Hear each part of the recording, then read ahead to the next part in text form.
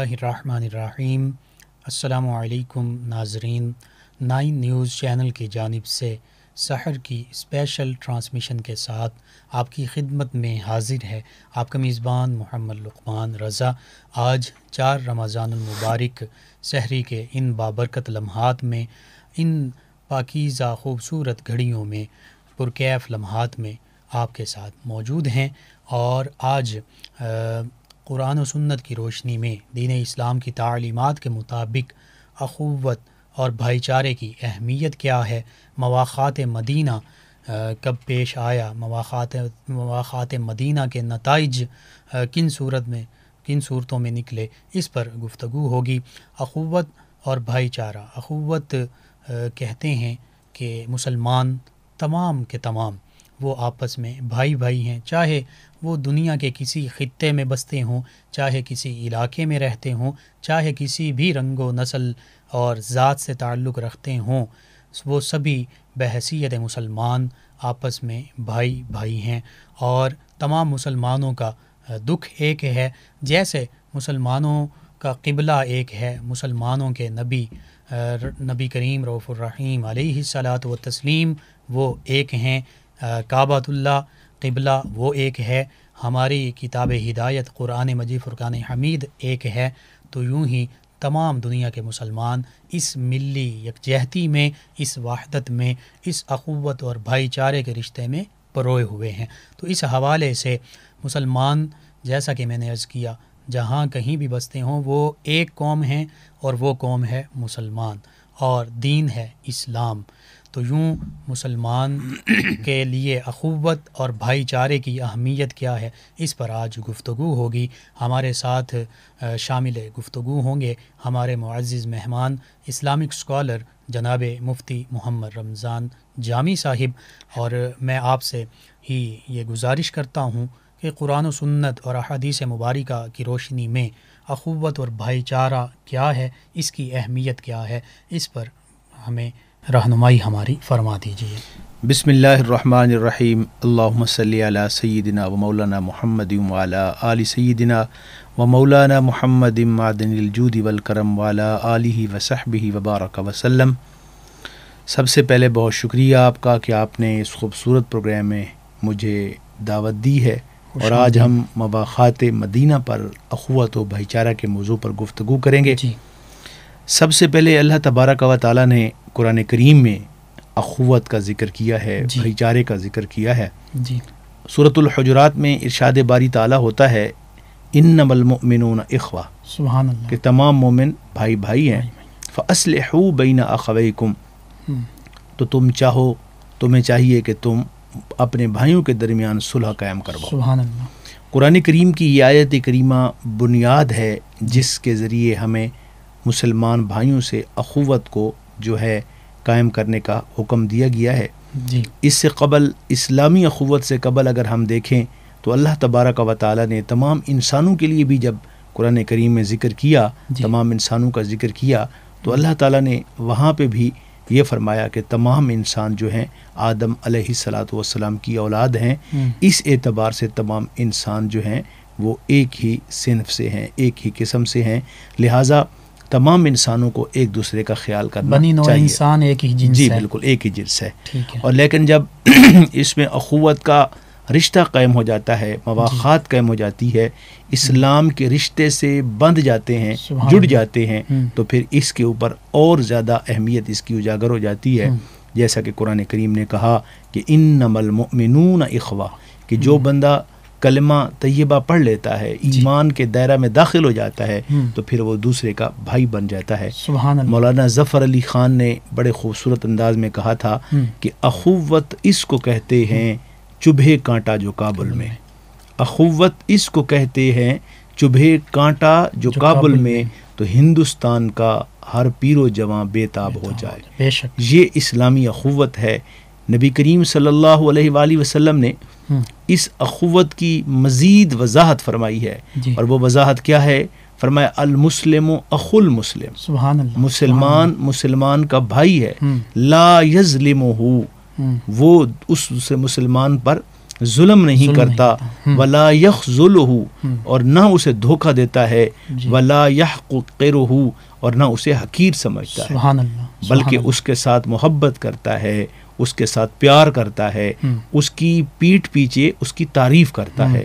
یہ مسلمان کا اسلام کا تقاضا ہے۔ چونکہ آپ کا سوال جی جی قرآن اور حدیث سے ریلیٹڈ ہے جی، تو میں اس میں تھوڑا سا ایک دو حدیث کی جی بیان ضرور۔ کرنے کی اور اجازت آپ نے چاہوں یہ گا۔ جو حدیث مبارکہ بیان کی، اس میں پھر مومن کی اور مسلم کی ان آیات میں جو آپ نے بیان فرمائی ہیں اور جو حدیث مبارکہ، جی جی اس میں مومن اور مسلم جی ان کی صفات کے یہ تذکرہ ہو رہا ہے صفات کے ذکر ہو رہے ہیں کہ کہ وہ یہ صفت بھی ہے، ان کی ذمہ داری بھی ہے، ان جی کی ڈیوٹی بھی ہے بے شک، کہ وہ دوسرے مسلمان بھائیوں سے اس قسم کا تعلق، اس قسم کے تعلقات قائم کرے۔ صحیح، نبی کریم علیہ السلام نے ارشاد فرمایا، جی المسلم من سلم المسلمون من لسانہ و یدہ، سبحان اللہ، کہ مسلمان وہ ہے کہ جس کی زبان اور جس کے ہاتھ سے دوسرے مسلمان محفوظ ہو۔ محفوظ رہیں، کیوں کہا گیا یہاں پہ؟ یہ بات بھی بڑی قابل غور ہے۔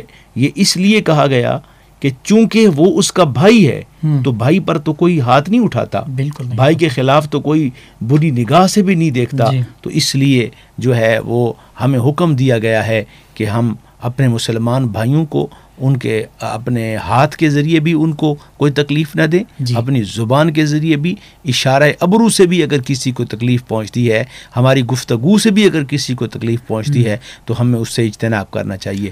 ایک دوسری حدیث پاک جو میں آپ کی وساطت سے اپنے ناظرین کو، سامعین کو عرض کرنا چاہتا ہوں، جی حضرت ابو موسیٰ اشعری رضی اللہ تعالیٰ عنہ سے روایت ہے، آپ ارشاد فرماتے ہیں کہ نبی کریم صلی اللہ علیہ وآلہ وسلم نے فرمایا، المؤمن للمؤمن کالبنیان، سبحان اللہ، کہ مومن جو ہے وہ دوسرے مومن کے لیے دیوار کی مانند ہے، بے شک، دیوار کی مانند ہے، یسد بعضہ بعضاً، کہ جس کا ایک حصہ دوسرے حصے کو تھامے ہوتا ہے، پکڑے ہوئے ہوتا ہے، یعنی دیوار جو ہوتی ہے وہ ایک کے ساتھ دوسری اینٹ اس کو جو ہے جوڑ کر رکھتی ہے، تقویت کا باعث، تقویت کا باعث ہوتی ہے، اور اسلامی بھائی چارہ بھی مسلمانوں کے باہمی اشتراک سے قائم ہوتا ہے۔ جی ہر مسلمان کی ذمہ داری ہوتی ہے کہ وہ دوسرے مسلمان سے محبت کرے، یوں جڑ کر رہے کہ جیسا کہ علامہ محمد اقبال رحمۃ اللہ تعالی علیہ نے کہا تھا، بتانے رنگ و بو کو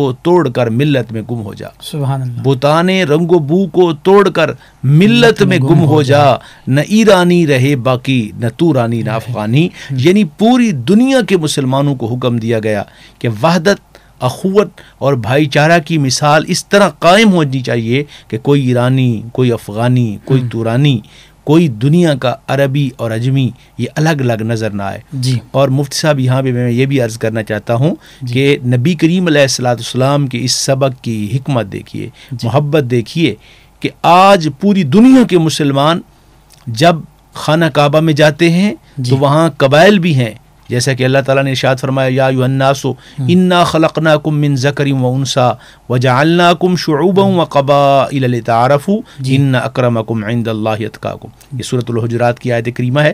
اللہ تعالیٰ فرماتا ہے، اے لوگو، انا خلقناکم من ذکر و انثی، ہم نے تمہیں مرد اور عورت کی جنس میں پیدا کیا ہے، وجعلناکم شعوبا وقبائل لتعارفوا، اور ہم نے تمہارے جو قبیلے بنائے ہیں، جو گروہ بنائے ہیں، یہ صرف تعارف کے لیے بنائے ہیں۔ ان اکرمکم، رہی بات تم میں سے بڑا کون ہے، وہ ہے ان اکرمکم عند اللہ اتقاکم، اللہ کی بارگاہ میں بڑا وہ ہے جو متقی ہے، جو اللہ سے ڈرنے والا ہے۔ تو ہمیں اس بنیاد پہ بھی تفریق نہیں کرنی چاہیے، جیسے برہمن، کھشتری اور شودر میں ایک تفریق تھی کہ کون بڑا تھا ذات پات کی بنیاد پہ۔ تو ہمیں یہ چاہیے کہ قرآن کریم کی اس آیت کریمہ کو سمجھتے ہوئے ہم یہ سمجھیں کہ تمام مسلمان بھائی بھائی ہیں، چاہے کوئی بڑا ہے، چاہے کوئی چھوٹا ہے، چاہے کوئی عربی ہے، چاہے کوئی عجمی ہے، کوئی غریب ہے، کوئی امیر ہے، دنیا کے جس گوشے پہ وہ میں رہتا ہے تو وہ آپس میں ایک دوسرے کے لیے بھائی بھائی ہیں۔ بے شک۔ جی مفتی رمضان جامی صاحب، اسی لیے پھر اللہ کے پیارے حبیب صلی اللہ علیہ وآلہ وسلم نے بھی ارشاد فرمایا تھا کہ کسی عجمی کو کسی عربی پر کوئی فوقیت نہیں، جی خود بحجۃ الوداع، اور کسی عجمی کو عربی پر، اسی طرح گورے کو کالے پر، کالے کو گورے پر، اور ساتھ ہی فرما دیا ہاں اگر فضیلت حاصل ہے تو الا التقوی، صرف اور صرف تقوی کی بنیاد پر، یعنی وہ آپ کا فرمان مبارکہ اسی آیت کریمہ ہی کی تفصیل ہے اور تفسیر ہے۔ بالکل۔ تو یوں پھر میں یہ کہنے کی اجازت چاہوں گا کہ جو علامہ اقبال علیہ الرحمہ نے فرمایا کہ فرقہ بندیاں ہیں کہیں تو کہیں ذاتیں ہیں، کیا زمانے میں پنپنے کی یہی باتیں ہیں. واہ واہ واہ، بہت جو تو یہ سید بھی ہو، مرزا بھی ہو، افغان بھی ہو تم، یہ بتاؤ کیا مسلمان بھی ہو تم. یعنی اخوت تو پھر یہ ہے کہ پھر اس طرح کی جو تفریقیں ہیں، جو امتیازات ہیں، ان کو مٹا دیا جائے اور آپس میں حقیقت میں جو بھائی چارہ ہے اس کو قائم کیا جائے. نبی رحمت صلی اللہ علیہ وآلہ وسلم، بلکہ تھوڑا سا یہ بھی میں اضافہ کرتا جاؤں کہ علامہ اقبال رحمۃ اللہ علیہ نے تو اس اخوت کے اوپر جو خوبصورت بات کی ہے وہ یہ ہے کہ منفعت ایک ہے اس قوم کی، نقصان بھی ایک. سبحان اللہ. منفعت ایک ہے اس قوم کی، نقصان بھی ایک ہے سب کا نبی، دین بھی ایمان بھی ایک. سبحان اللہ. حرم پاک بھی اللہ بھی، قرآن بھی ایک. حرم پاک بھی اللہ بھی، قرآن بھی ایک. کچھ بڑی بات تھی ہوتی جو مسلمان بھی ایک. تو علامہ اقبال نے بھی امت کے ساتھ اس درد کو بانٹا ہے کہ آج ہم فرقہ واریت میں، گروہ بندی میں، لسانی تعصبات میں، صوبائی تعصبات میں ہم مبتلا ہو چکے ہیں. کیا ہمارا رب ایک نہیں ہے؟ کیا ہمارا نبی ایک نہیں؟ کیا ہمارا قرآن ایک نہیں؟ اور رہی بات اختلافات کی، تو اختلاف رائے انسان کا فطرتی حق ہے اور دلائل کی بنیاد پر ہو. اور یہ جو رائے ہے، اختلاف رائے ہے، یہ قائم رہنی ہے. ٹھیک ہے، یہ ازل سے لے کر ابد تک قائم رہنی ہے. لیکن اخوت یہ ہے کہ آپ اپنے اختلاف رائے کو پیار کے ساتھ، محبت کے ساتھ، دلیل کے ساتھ دوسرے آدمی کے ساتھ شیئر کریں. بالکل، نہ کہ نفرتیں، نہ کہ کدورتیں، نہ کہ بغض. اور یہ جو ہماری جنگ و قتال تک بات چلی جاتی ہے، حسد بڑھ جاتا ہے بہت زیادہ، اس کا تعلق اختلاف رائے سے نہیں ہے. یہ ہماری ذاتی اناد ہوتا ہے جو آگے آ جاتا ہے، ہماری علمیت پیچھے چلی جاتی ہے. تو علامہ اقبال نے ان اشعار میں بہت زیادہ محبت کا اظہار کیا ہے، ہمیں اخوت کو بڑھانے کی بات کی ہے. یعنی اختلاف رائے کی بجائے ہم مخالفت پر اتارتے. تو اختلاف رائے وہ تو ایک علمی مباحثے کی شکل میں بہتری کا باعث بنتا ہے دلائل کی بنیاد پر. لیکن جو مخالفت ہے وہ پھر دشمنی اور پھر وہ نفرت کا باعث بن جاتا ہے اور وہ نقصان دہ ہے. لیکن اگر اختلاف رائے ہے دلائل کی بنیاد پر تو وہ فائدہ مند ہے. اس سے جس کی دلیل قوی ہوگی، جو اپنی بات بہتر طریقے سے سمجھا سکتا ہے، اس کی بات کو پھر مانا جائے گا.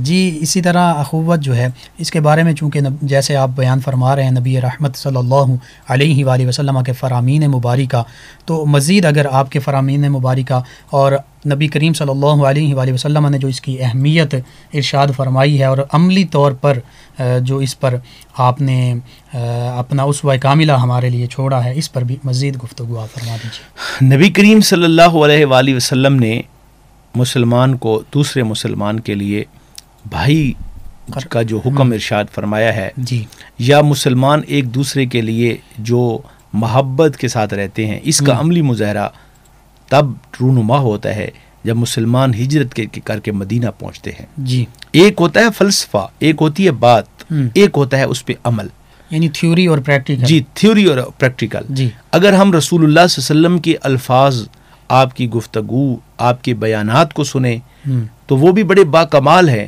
لیکن پھر ان گفتگو، ان افکار کے بعد جب رسول اللہ صلی اللہ علیہ وسلم کے اصحاب کرام کے اعمال نظر آتے ہیں تو پھر بندہ حیران ہو جاتا ہے. نبی کریم صلی اللہ علیہ وآلہ وسلم کے اصحاب نے حضور کی موجودگی میں کس طرح اخوت اور بھائی چارے کا مظاہرہ کیا. مفتی صاحب، غزوہ بدر تھا. اب حضور نے جب مواخات مدینہ قائم کی تو وہاں مواخات مدینہ کا مطلب کیا تھا؟ مواخات مدینہ کا مطلب یہ تھا کہ جس نے کلمہ پڑھا لا الہ الا اللہ محمد الرسول اللہ، تو اس میں کیا ہے، اس مقام پہ وہ یکجان ہو گئے. ایسے یکجان ہوئے کہ اگر ان کے خلاف، ان کے مقابلے میں ان کا بھائی بھی آ گیا تو انہوں نے بھائی کی بھی مخالفت کی. یعنی اگر بھائی کفر پر قائم ہے، باپ کفر پر قائم ہے، تو انہوں نے کیا کیا کہ اسلامی اخوت کو ترجیح دی. غزوہ بدر میں حضرت مصعب بن عمیر رضی اللہ تعالی عنہ کے بھائی ابو عزیز بن عمیر، وہ جو تھے، حضرت ابو عزیز وہ جو تھے، وہ ان کے ساتھ کیا ہوتا ہے کہ وہ کفار کی طرف سے لڑ رہے تھے، ان کو پکڑ لیا گیا. ابو عزیز ان کو پکڑ لیا گیا. جب پکڑا تو ان کو رسیوں سے باندھا. ٹھیک ہے. جب باندھا جا رہا تھا تو وہ کرراہ رہے تھے، سامنے حضرت موسیٰ بن عمیر رضی اللہ تعالیٰ عنہ گزرے، تو انہوں نے، بھائی نے کہا آپ کو ترس نہیں آتا مجھ پر؟ میں آپ کا بھائی ہوں اور مجھے اس تشدد کے ساتھ پکڑا جا رہا ہے، تو آپ کو نظر نہیں آ رہا، آپ دیکھ نہیں رہے؟ تو حضرت موسیٰ بن عمیر مسکرائے اور ارشاد فرمایا، بھائی کون سا بھائی چارہ؟ ٹھیک ہے، بھائی چارہ تو آج میرا ان لوگوں کے ساتھ ہے جو آپ کو باندھ رہے ہیں، مجھے تو اس پہ خوش ہونا چاہیے۔ اللہ اکبر۔ جب انہوں نے یہ جملہ سنا تو حیران ہو گئے اور کہا، کیا میں تمہارا بھائی نہیں رہا؟ انہوں نے کیا خوبصورت جواب دیا۔ حضرت موسیٰ بن عمیر نے فرمایا، آج کے بعد میرا بھائی وہ ہے جو سرکار دو عالم صلی اللہ علیہ وسلم کی زلفوں کا اسیر ہے۔ سبحان اللہ۔ آج کے بعد میرا بھائی وہ ہے جو حضور کے نام پہ مر مٹنے کو ترجیح دیتا ہے۔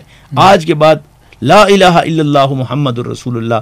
تو نبی کریم صلی اللہ علیہ وآلہ وسلم کے صحابہ کرام نے پریکٹیکل طور پر یہ ثابت کیا کہ ہم اخوت اور بھائی چارہ میں کسی سے کم نہیں ہیں، بلکہ اخوت اور بھائی چارہ میں ہم لوگوں میں ہم مثال بنیں گے، لوگوں میں ہم جو ہے لوگوں کے لیے قیامت تک کے لیے ایسی دلیل پیش کریں گے کہ اقوام عالم اس طرح کی دلیل پیش نہیں کر سکتی۔ یعنی نبی کریم صلی اللہ علیہ وآلہ وسلم نے اخوت کے جس رشتے میں پرو دیا ہمیں، ہم اس پر قائم ہیں۔ جی ناظرین، سحر کی اسپیشل ٹرانسمیشن 9 نیوز چینل کی جانب سے آپ کی خدمت میں پیش کی جا رہی ہیں۔ اس بابرکت لمحے میں اور ماہ رمضان المبارک کے پرکیف ساعتوں میں ہم آپ کی خدمت میں حاضر ہیں۔ ایک بریک کی جانب بڑھتے ہیں اور بریک کے بعد دوبارہ آپ کی خدمت میں حاضر ہوں گے، ہمارے ساتھ رہیے گا۔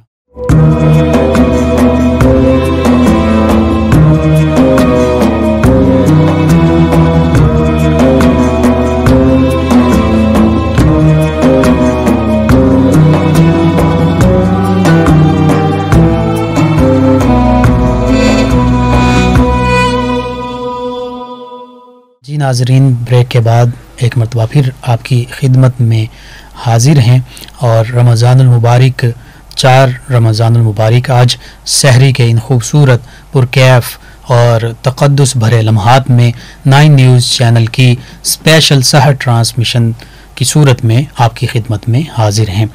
اخوت اور بھائی چارے پر گفتگو ہو رہی ہے اور یہ ایسا خوبصورت اور ایسا اہم ٹاپک ہے کہ اس پر جتنی بھی گفتگو کی جائے کم ہے۔ اللہ سبحانہ و تعالی نے قرآن مجید فرقان حمید میں بھی اخوت اور بھائی چارے کا حکم دے دیا، اسی طرح اللہ کے پیارے حبیب صلی اللہ علیہ وآلہ وسلم نے بھی اپنے کثیر فرامین مبارکہ کے ذریعے ہماری مکمل رہنمائی فرما دی۔ اور یہ حقیقت ہے کہ آج بھی اگر امت مسلمہ حقیقی طور پر اخوت اور بھائی چارے کے رشتے میں پیوست ہو جائے تو پھر وہ پیوستہ رہ شجر سے امید بہار رکھ۔ تو جب اس شجر اسلام سے امت مسلمہ حقیقی طور پر مضبوطی کے ساتھ جڑ جائے گی، پیوستہ ہو جائے گی، اپنا رشتہ، اپنا تعلق، اپنا ناطہ استوار کر لے گی، تو پھر بہار کی امید رکھی جا سکتی ہے، پھر بہتر دنوں کی، امت مسلمہ کے دوبارہ اوج کمال کی، اس مقام کی، اس وقار کی امید رکھی جا سکتی ہے کہ جو ایک وقت امت مسلمہ کا خاصہ ہوا کرتا تھا کہ امت مسلمہ علمی لحاظ سے، عملی لحاظ سے، دین و دنیا کے لحاظ سے، عصری علوم کے لحاظ سے، سائنٹیفک علوم کے لحاظ سے، حتیٰ کہ دینی علوم کے لحاظ سے ہر مقام میں، ہر شعبے میں آگے سے آگے تھا، اوج کمال پر تھا۔ تو آج بھی ضرورت اس امر کی ہے کہ جو ہمارے معزز مہمان گفتگو فرما رہے ہیں قرآن و سنت کی روشنی میں، اس پر حقیقی معنوں میں بحیثیت مسلمان، بحیثیت امت مسلمہ تمام دنیا کے مسلمان عمل پیرا ہو جائیں تو بس پھر ہمارے لیے اس دنیا میں بھی خیر ہی خیر ہے اور اخروی خیر جو ہے وہ بھی ہمیں حاصل ہوگی۔ جی مفتی محمد رمضان جامی صاحب، میں یہ سوال کروں گا کہ احادیث مبارکہ کی روشنی میں اخوت اور بھائی چارے کی عملی صورتیں جو ہیں ان پر گفتگو فرما دیجیے۔ بہت شکریہ۔ نبی کریم علیہ السلام کے جو اصحاب کرام ہیں، جی نبی کریم علیہ السلام نے یا آپ کے صحابہ کرام نے عملی طور پر جو بھائی چارہ اور اخوت کا مظاہرہ کیا ہے، پوری دنیا اسلام نہیں بلکہ دنیا انسانیت میں اس کی مثال نہیں ملی۔ سبحان اللہ۔ آپ حیران ہوں گے کہ نبی اکرم نور مجسم رحمت دو عالم صلی اللہ علیہ وآلہ وسلم کے غلاموں نے جس طرح عملی مظاہرہ کیا. حضرت سفیان بن عیینہ رضی اللہ تعالیٰ عنہ ارشاد فرماتے ہیں کہ میں نے اپنے والد گرامی کو دیکھا کہ 50,000 درہم ان کو وراثت میں ملے، وہ تقسیم کر رہے اپنے بھائیوں میں، یعنی میرے چچاؤں میں وہ تقسیم کر رہے. تو میں نے سوال کیا، ابا جی اتنی بڑی رقم ہے، اس سے ہم امیر ہو سکتے ہیں، ہمارا گھر سنور جائے گا، ہم کچھ مویشی خرید لیں گے، کچھ فصلیں ہماری تیار ہو جائیں گی، تو آپ اتنی بڑی اماؤنٹ، اتنی بڑی رقم اپنے بھائیوں میں تقسیم کر رہے ہیں، ایسا کیوں کر رہے ہیں؟ تو فرماتے ہیں کہ میرے والد گرامی نے جواب دیا، بیٹا میں جن بھائیوں کے لیے نماز میں اخروی نعمتوں کے حصول کے لیے دعا کرتا ہوں، تو میرا دل یہ کہتا ہے کہ اگر دنیاوی حقیر سی نعمتیں اگر میرے پاس آئی ہیں تو میں ان کے حوالے کیوں نہ کروں، میں ان کو امیر کیوں نہ بناؤں، میں ان کو وہ دولت پیش کیوں نہ کروں. اللہ اکبر کبیرہ. یہ تھا ان لوگوں کا طرز عمل کہ ہزاروں روپے، لاکھوں روپے ان کے پاس موجود ہیں، لیکن وہ اپنے بھائیوں سے محبت، اخوت، بھائی چارے کی خاطر تقسیم کر رہے ہیں کہ میرے بھائی جو ہیں وہ ضرورت مند ہیں، وہ حاجت مند ہیں، تو ان کی حاجت مندی کو پورا کیا جا سکے، ان کی ضرورت مندی کو پورا کیا جا سکے. تو نبی کریم علیہ السلام کے صحابہ کرام نے جو بھی طرز عمل اختیار کیا، آپ ذرا دیکھیے نا. المستدرک امام حاکم کی ایک روایت ہے کہ جس میں نبی کریم علیہ السلام کے اصحاب کا ایک خوبصورت واقعہ کہ جب مدینہ منورہ کی ریاست قائم ہوئی تو لوگ ایک دوسرے کا بہت زیادہ خیال کرتے تھے، اتنا خیال کرتے تھے کہ ایک مرتبہ ایک صحابی رسول صلی اللہ علیہ وآلہ وسلم کو مدینہ کے مضافات سے، قریبی گاؤں میں سے کسی دوست نے ایک بکری کی سری جو ہے بطور تحفہ بھیجی، کیونکہ اس میں گوشت بھی ہوتا ہے، مغز بھی ہوتا ہے، اور عرب کے لوگ اس کو پسندیدگی سے کھاتے تھے. تو اس صحابی رسول نے اپنی اہلیہ سے پوچھا کہ ہم نے کتنے دن پہلے گوشت بنایا؟ انہوں نے بتایا کہ کم از کم کوئی 7 دن پہلے. تو انہوں نے وہ سری اٹھائی اور پڑوسی کو دے دی. اہلیہ محترمہ نے سوال کیا کہ آپ یہ کیا کر رہے ہیں؟ انہوں نے کہا کہ میرے جو بھائی ہیں، پڑوسی ہیں، انہوں نے میرے خیال میں 15 دن پہلے گوشت بنایا تھا، لہٰذا وہ ہم سے زیادہ ضرورت مند ہیں، ہم ان کو دے دیتے ہیں، وہ خوش ہو جائیں گے، ان کے بچے خوش ہو جائیں گے، تو اللہ تبارک و تعالی راضی ہو جائے گا. سبحان اللہ. تو پھر کیا ہوتا ہے، وہ سری دوسرے پڑوسی کے گھر جب پہنچتی ہے، اب وہ انہوں نے لی، قبول کی، شکریہ ادا کیا. جب پکانے کا وقت آیا تو اپنی بیوی سے اس صحابی نے پوچھا کہ ہم نے تو 1 مہینہ پہلے گوشت پکایا تھا، میرا خیال ہے وہ جو فلاں کونے میں ہمارے مسلمان بھائی رہتے ہیں انہوں نے کبھی گوشت نہیں کھایا. سبحان اللہ. الغرض یہ سری جگہیں بدلتی بدلتی پورے مدینہ سے گھومتی گھماتی دوبارہ اسی صحابی رسول کی بارگاہ میں پہنچ جاتی. سبحان اللہ. مفتی صاحب جب یہ سری اسی صحابی رسول کے گھر میں پہنچی تو انہوں نے اٹھائی اور نبی کریم صلی اللہ علیہ وآلہ وسلم کی خدمت میں لے گئے اور عرض کیا، یا رسول اللہ 1 مہینہ قبل یہ جلی ہوئی سری گوشت کے لیے میں نے اپنے پڑوسی کو دی تو یہ گھومتی گھماتی دوبارہ میرے گھر میں پہنچ گئی ہے.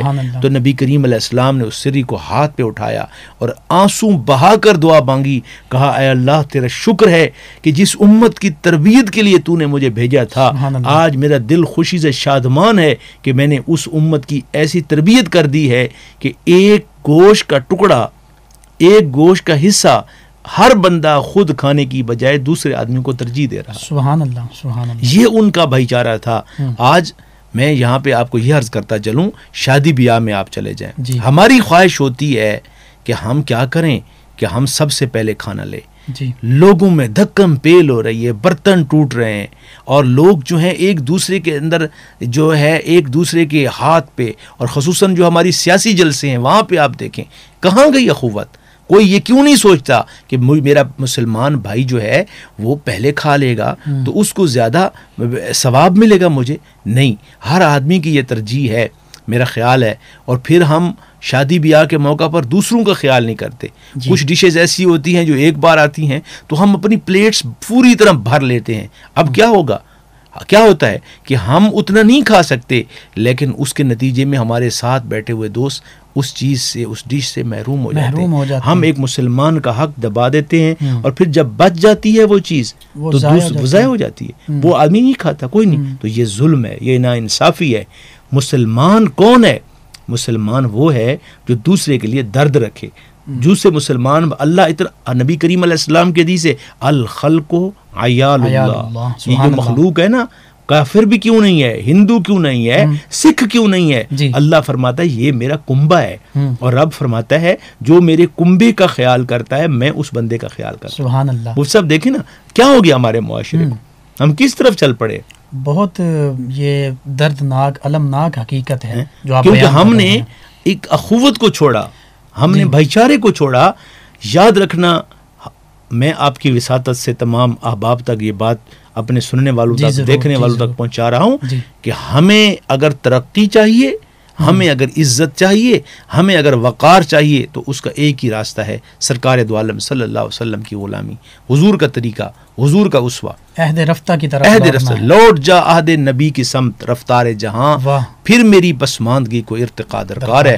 اگر اس قوم کو ترقی چاہیے، قوم کو ترقی چاہیے، وہ ایک انگریز اسپرنگر، ایک انگریز مورخ ہیں، ان کا ایک قول آپ کو میں یہاں عرض کرتا چلوں۔ انہوں نے کہا تھا کہ قوموں کو ترقی کرنے کے لیے آگے دیکھنا پڑتا ہے، مسلمان کو ترقی کرنے کے لیے مدینہ منورہ کی طرف دیکھنا پڑتا ہے، پیچھے دیکھنا پڑتا ہے۔ مفتی صاحب، آپ یہ شادی اور دیگر تقریبات میں جو کھانے کا ضیاع اور جو لوگوں کے ساتھ زیادتی ہو رہی ہے، اس کو آپ بیان فرما رہے ہیں۔ دیکھیے نبی کریم صلی اللہ علیہ وآلہ وسلم کے تو فرامین مبارکہ میں یہ بھی ملتا ہے کہ اگر تم گھر میں کچھ پکانے لگو تو شوربہ زیادہ پکاؤ تاکہ پڑوسی کو بھی دے، جہاں تک خوشبو جائے گوشت کی وہاں تک گوشت بھی جانا چاہیے۔ تو اسلام کی حقیقی تعلیمات تو یہ ہے، لیکن ہم اس کے برعکس عمل پیرا ہیں، برعکس۔ اسی وجہ سے پھر امت مسلمہ زوال پذیر۔ دیکھیے نبی کریم علیہ السلام نے فرمایا کہ جب کوئی مسلمان، کوئی مومن کسی دوسرے مسلمان کا خیال رکھتا ہے، ایک لقمہ کسی دوسرے مسلمان کو دیتا ہے، کھلاتا ہے، یا ایک کپڑوں کا سوٹ پہناتا ہے، اللہ کریم اس کے گھر سے 1000 مصیبت کو دور فرماتا ہے۔ سبحان اللہ۔ ایک خاتون، ایک صحابی نے شکایت کی کہ یا رسول اللہ، میری جو خاتون ہے نا، بیوی ہیں، وہ بڑی نیک ہیں، بڑی متقی ہیں، صالح ہیں، لیکن ان کے اندر ایک پرابلم ہے۔ نبی کریم علیہ السلام نے ارشاد فرمایا کیا مسئلہ ہے ان کے ساتھ؟ یا رسول اللہ، جب مہمان آتا ہے، کوئی بھائی آتا ہے، میں اس کے لیے کھانا پیش کرتا ہوں، اس کو دودھ گرم کرنے کو کہتا ہوں، تو ان کو تھوڑا سا تکلیف ہوتی ہے۔ حضور نے فرمایا اچھا آپ میری دعوت کریں، 4 صحابہ بھی ساتھ آئیں گے، انہوں نے دعوت کر دی، حضور تشریف لے گئے، اور حضور نے فرمایا اپنی اہلیہ سے کہیں کہ جب ہم یہاں سے اٹھ کر جائیں نا، تو جاتے ہوئے جب دروازے سے نکل رہے ہوں تو ہمارے قدموں کی طرف دیکھنا ہے، پیچھے سے۔ ٹھیک ہے۔ اب ان خاتون نے بڑا ویلکم کیا، سبحان اللہ کہ آج ہمارے گھر سرکار تشریف لائے، بڑی خوش اور کیا سعادت ہو سکتی ہے۔ تو پھر کیا ہوتا ہے کہ اس کے بعد نبی کریم صلی اللہ علیہ وآلہ وسلم نے کھانا تناول فرمایا، بیٹھے رہے، جب جانے لگے اس خاتون نے درز سے دروازے کے سوراخ سے دیکھا تو ان کے آپ کے قدمین کے ساتھ گھر سے مصیبتیں، تکلیفیں اور بیماریاں نکل رہی۔ سبحان اللہ، سبحان اللہ۔ اب کیا ہوا کہ جب یہ کچھ ہوا دیکھا اس خاتون نے تو رونے لگ گئیں۔ شوہر نے پوچھا کیا ہوا؟ کہا مجھے فوراً نبی کریم علیہ السلام کی بارگاہ میں لے جائیے۔ وہ نبی کریم علیہ السلام کی بارگاہ میں حاضر ہوئیں تو رو رو کر کہنے لگی یا رسول اللہ، مجھے آج سمجھ آئی ہے کہ اگر کسی مسلمان کو بلا کر کھانا کھلائیں گے، عزت کریں گے، کسی کے ساتھ بھائی چارہ نبھائیں گے تو آپ کے گھر سے مصیبتیں نکل جاتی ہیں، عذاب نکل جاتا ہے، تکلیفیں جو ہیں وہ نکل جاتی ہیں، وبائیں ٹل جاتی ہیں۔ جی مفتی صاحب، بہت خوبصورت آپ پیغام ہمارے ناظرین تک پہنچا رہے ہیں۔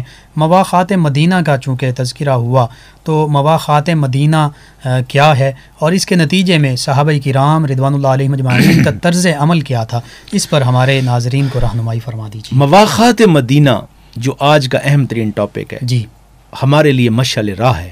بے شک ہمیں سوچنا ہوگا، پڑھنا ہوگا، دیکھنا ہوگا کہ کس طرح نبی کریم علیہ السلام کے صحابہ نے جب مسلمانوں نے مدینہ کی طرف ہجرت کی نا، تو حضور نے ایک انصاری کو بلایا اور ایک مہاجر کو، اور ارشاد فرمایا اے صحابہ، ایک انصار اور ایک مہاجر بھائی بھائی ہیں۔ سبحان اللہ۔ اور فرمایا ان کے ہر معاملے میں آپ نے ان کے ساتھ جو ہے نا وہ محبت کرنی ہے۔ مفتی صاحب میں صرف ایک بات جو ہے، ایک واقعہ جو ہے کوٹ کرنا چاہتا ہوں۔ جی ضرور۔ ایک صحابی رسول ہیں حضرت عبد الرحمن بن عوف، جن کا تعلق عشرہ مبشرہ صحابہ کرام میں سے ہے۔ یہ مکہ میں بڑے امیر تھے، دولت مند تھے۔ اچھا، انہوں نے دین کی خاطر سب کچھ چھوڑا، تنہا ایک سوٹ میں نبی کریم علیہ السلام کی بارگاہ میں پہنچے۔ تو حضور نے اپنے ایک صحابی رسول جو انتہائی امیر تھے، سعد بن ربیع رضی اللہ تعالی عنہ کے ساتھ ان کو ملایا کہ یہ آپ کے بھائی ہیں. سبحان اللہ. اب سعد کی دریا دلی دیکھیں. میں جب پڑھ رہا تھا میں حیران ہو رہا تھا. حضرت سعد بن ربیع کا عشق رسول دیکھیں, محبت رسول دیکھیں کہ حضرت سعد بن ربیع نے حضرت عبد الرحمن بن عوف کا ہاتھ پکڑا اور اپنے باغات میں لے گئے اور کہا ان باغات میں سے جو باغ سب سے زیادہ اچھا لگتا ہے وہ میں آپ کے نام کرتا ہوں. سبحان اللہ. اور پھر کیا کیا, پھر پکڑا اور گھروں میں لے گئے. 2 گھر تھے بڑے بڑے, کہا میرے بھائی عبد الرحمن ان میں سے جو اچھا لگتا ہے وہ آپ کے نام کرتا ہوں. سبحان اللہ. پھر اپنی بیویوں کو بلایا اور کہا عبد الرحمن یہ بتاؤ ان بیویوں میں سے جس بیوی کے ساتھ تم چاہو میں اس کو طلاق دوں, عدت کے بعد تم ان سے نکاح سبحان کرو. اللہ. یہ اخوت ہے. اور جب انہوں نے سنا اتنے متاثر ہوئے, اتنے حیران ہوئے, کہا آنکھوں میں آنسو آ گئے, کہا نہیں اللہ کی قسم مجھے کچھ نہیں چاہیے, بس آپ مجھے بازار کا رستہ بتا دیں. یہاں پہ ایک درویش نے بڑی خوبصورت بات کی ہے. انہوں نے کہا کہ اس معاشرے میں ہم نے دیکھا کہ کوئی باپ اپنی بیٹی کا رشتہ دینے کے لیے کسی اہل شخص کو کہے کہ میری بیٹی کا رشتہ لے لو. کوئی بھائی اپنی بہن کے لیے تو آفر کر سکتا ہے عزت دار شخص کو کہ میری بہن کا رشتہ لے لو, لیکن کہا تاریخ اسلام میں یہ صرف غلامان مصطفیٰ ہی کر سکتے ہیں کہ کوئی بندہ اپنی بیوی کا رشتہ دوسرے کو پیش کر رہا ہے, جبکہ ایسا نہیں ہوتا. اور بیویوں سے پوچھا اگر تم چاہو تو میں تم میں سے جس کو چاہو طلاق دے کر دوسرے بھائی کے لیے نکاح کے لیے وقف کر دوں.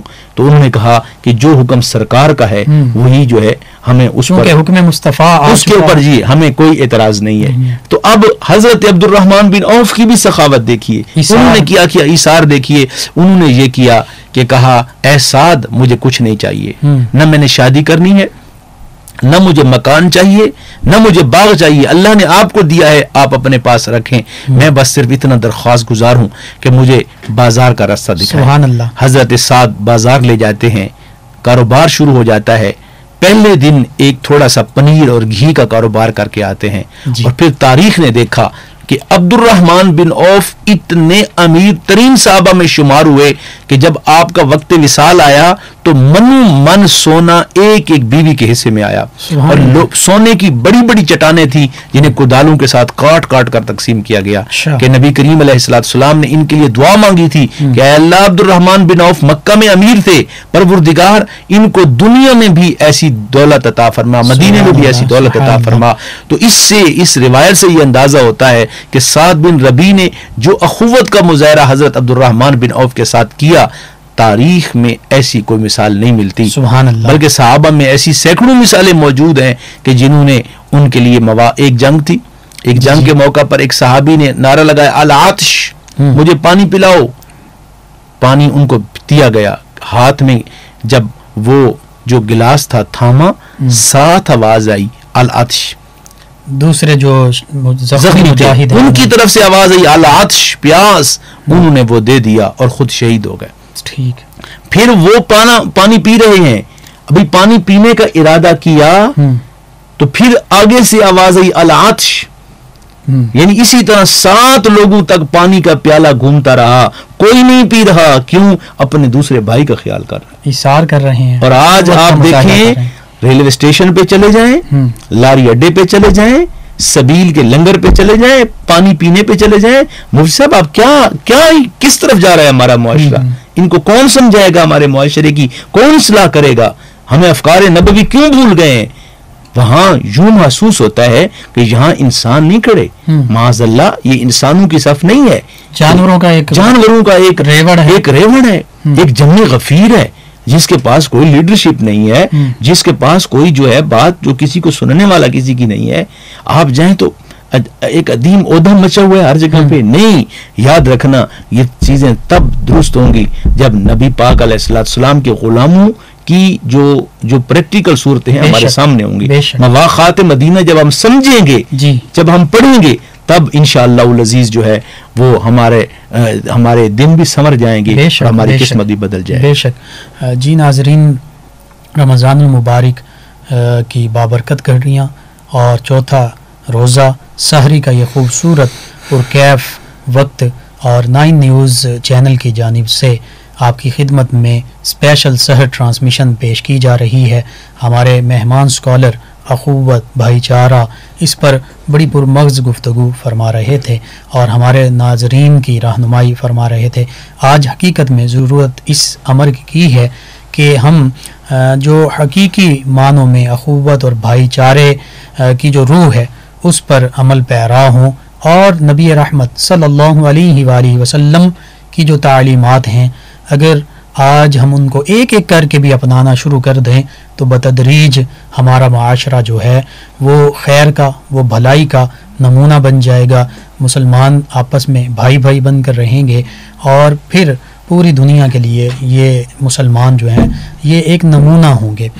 جی ناظرین، سحری کی ان مقدس پرکیف گھڑیوں میں اپنے معزز مہمان جناب مفتی محمد رمضان جامی صاحب سے یہ گزارش کروں گا کہ اللہ سبحانہ و تعالیٰ کی بارگاہ میں التجا کر دیں، ہمارے لیے، تمام امت مسلمہ کے لیے، عالم اسلام کے لیے دعا فرما دیں، وباؤں سے جو عالمی وبا ہے اس سے حفاظت کے لیے دعا فرما دیں۔ جی مفتی محمد رمضان۔ آمین۔ اللہم صلی علی سیدنا و مولانا محمد وعلی آل سیدنا و مولانا محمد معدن الجود والکرم وعلی آلہ وصحبہ وبارک وسلم۔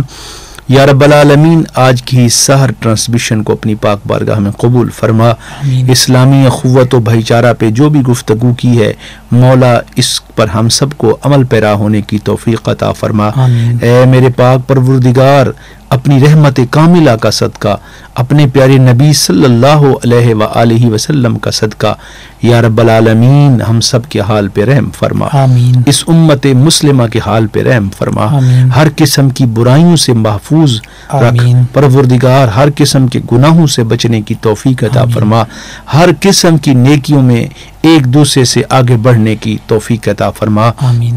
میرے پاک پروردگار، ہم سب کو اسلامی اخوت، بھائی چارہ اور سرکار دو عالم کے مواخات مدینہ کی طرز پر ہمیں زندگی بسر کرنے کی توفیق عطا فرما۔ آمین۔ میرے مالک و خالق، رمضان المبارک کے صدقے پوری دنیا میں جہاں کہیں مسلمان بھائی بیمار ہیں، پریشان حال ہیں، ہاسپٹلائز ہیں، اے رب العالمین سب کو صحت کاملہ عاجلہ عطا فرما۔ آمین۔ یا اللہ، آج کے اس چوتھے روزے کا صدقہ مولائے قدوس اس امت مسلمہ کو اے پاک پروردگار کرونا جیسی وائرس جیسی بیماری اور آفت سے محفوظ فرما۔ آمین۔ حسبنا اللہ و نعم الوکیل، نعم المولا و نعم النصیر، صلی اللہ تعالی علی خیر خلقہ محمد وعلی آلہ و اصحابہ اجمعین۔ جی ناظرین، ایک خوبصورت کلام آپ کی سماعتوں کی نظر پروگرام کے آخر میں، اور اپنے میزبان محمد لقمان رضا اور ہمارے مہمان مفتی محمد رمضان جامی صاحب ہماری ٹیم کو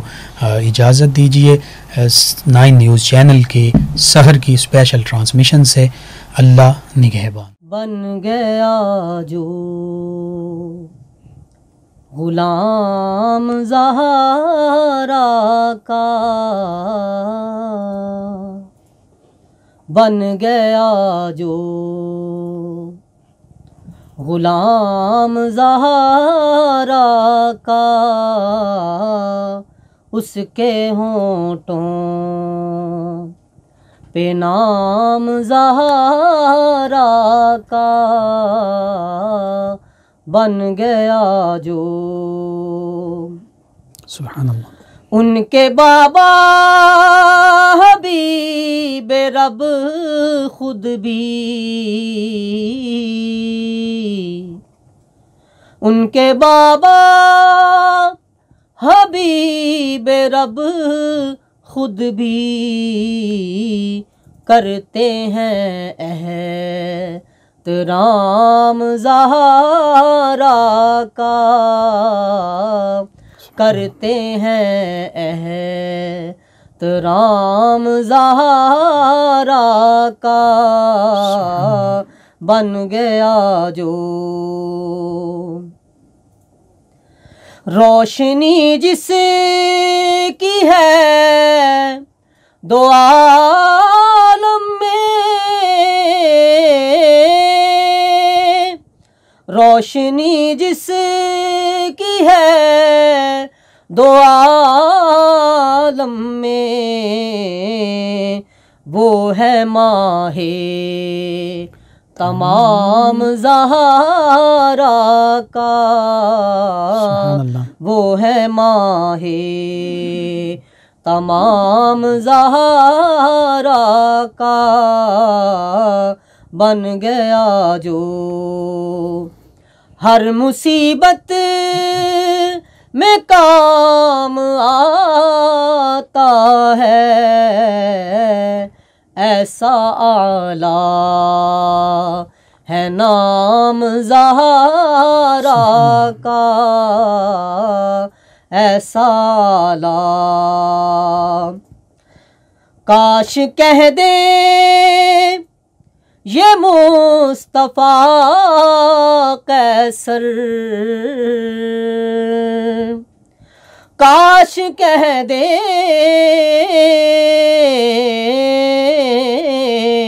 کاش کہہ دے یہ مصطفیٰ قیصر ہو گیا تو غلام زہرا کا بن گیا جو غلام زہرا کا اس کے ہونٹوں پہ نام زہرا کا بن گیا جو